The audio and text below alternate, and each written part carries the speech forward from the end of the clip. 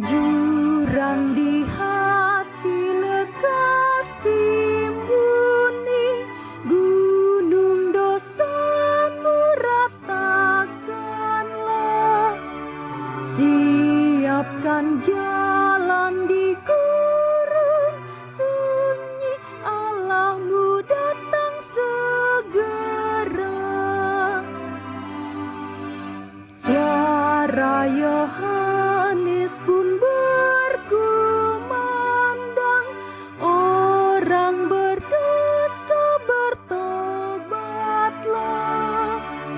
Kamu kubaptis di dalam Yordan, dosamu diampunilah.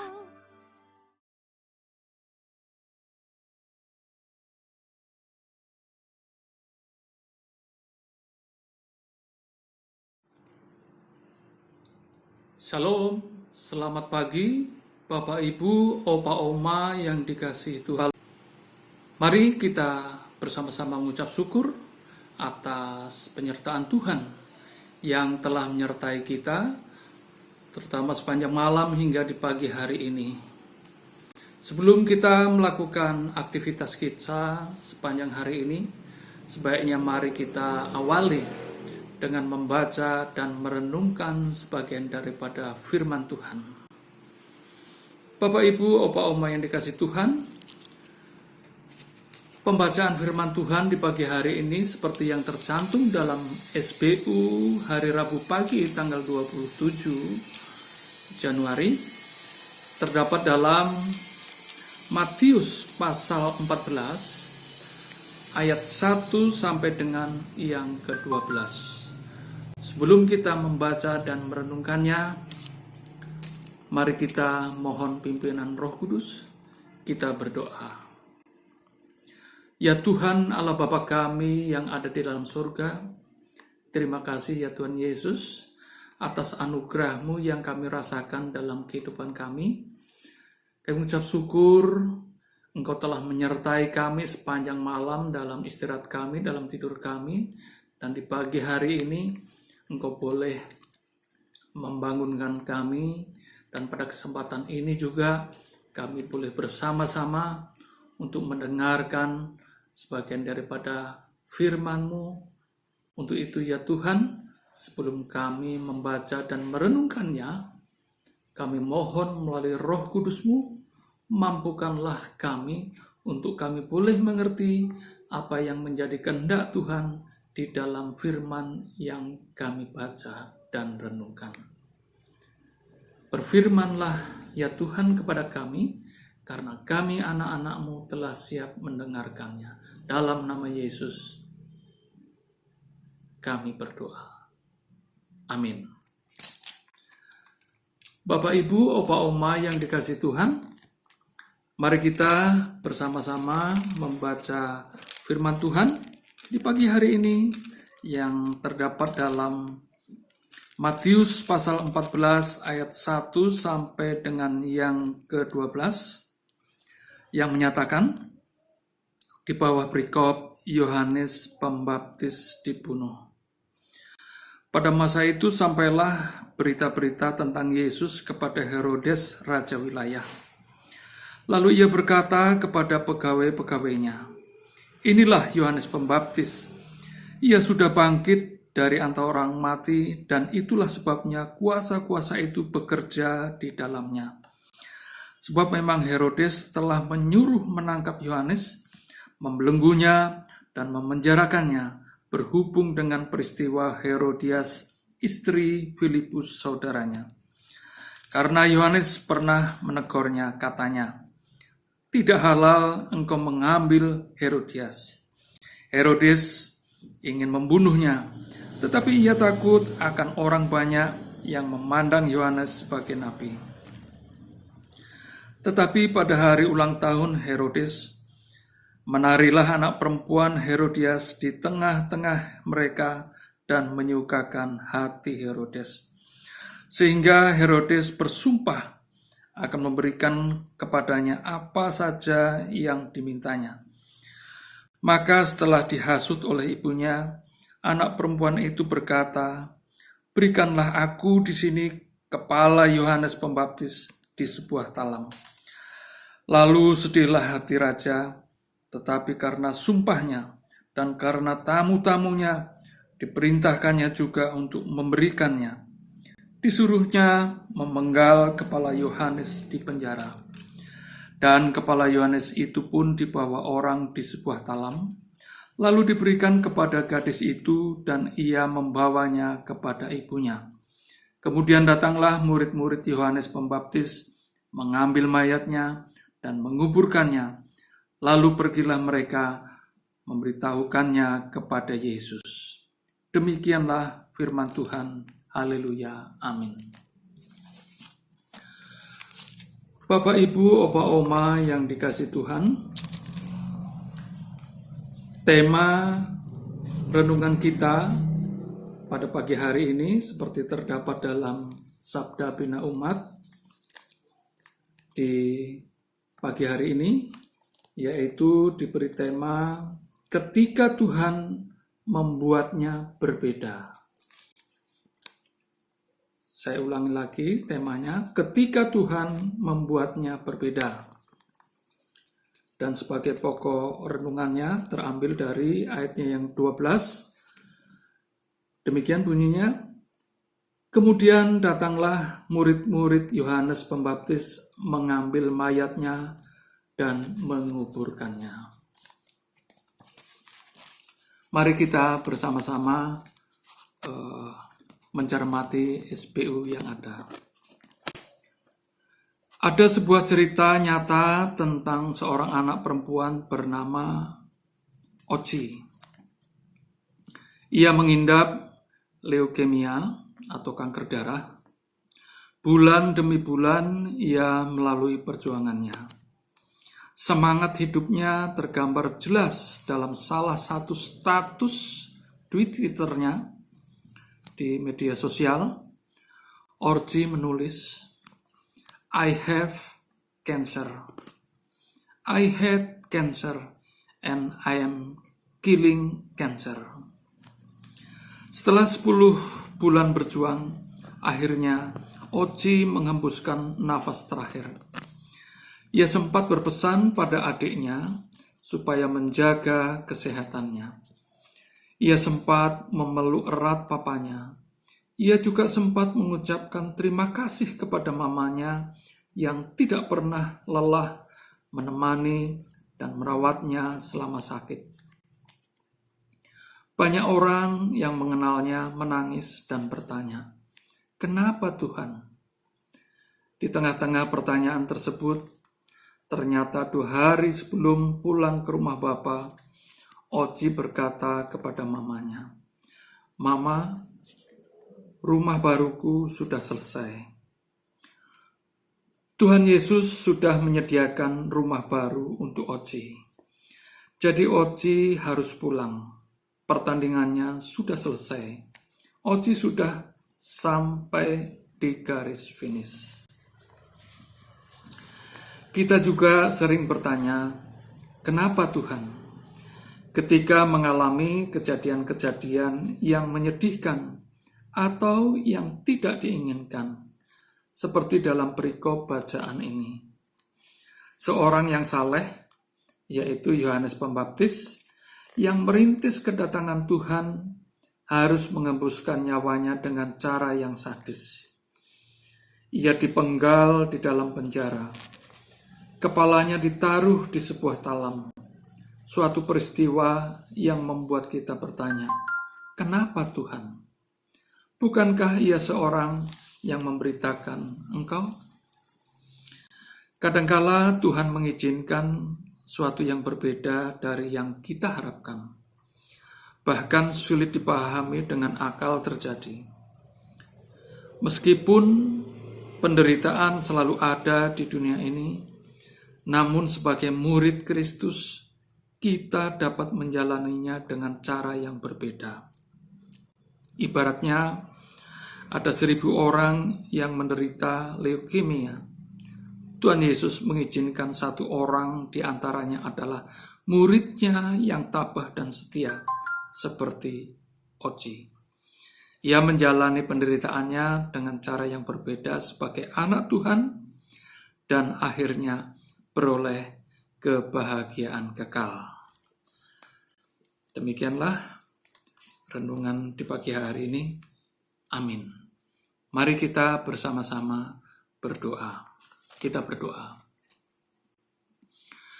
Ya Tuhan Allah Bapa kami dalam surga, terima kasih ya Tuhan atas waktu yang Kau berikan kepada kami, di mana kami boleh membaca dan merenungkan sebagian daripada firman-Mu.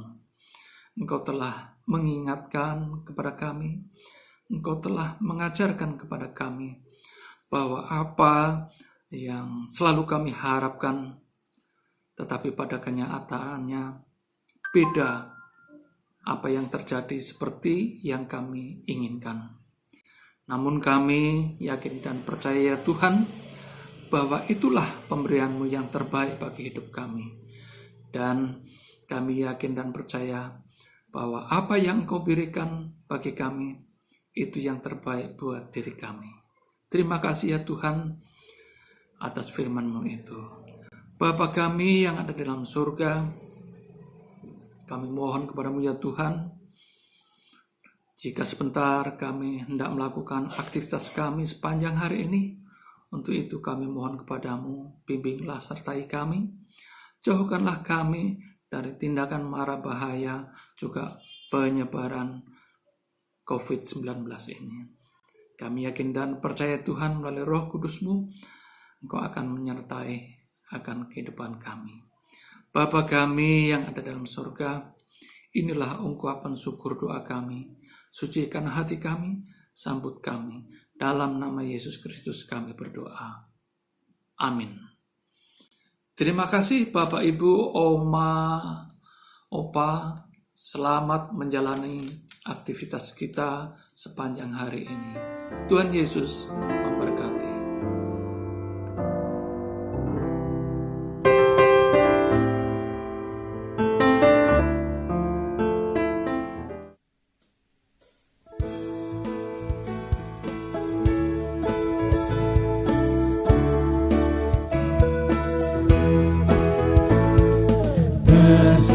Bersembunyi ujung jalan, hampir atau masih jauh, ku dibimbing tangan Tuhan ke negeri yang tak ku tahu.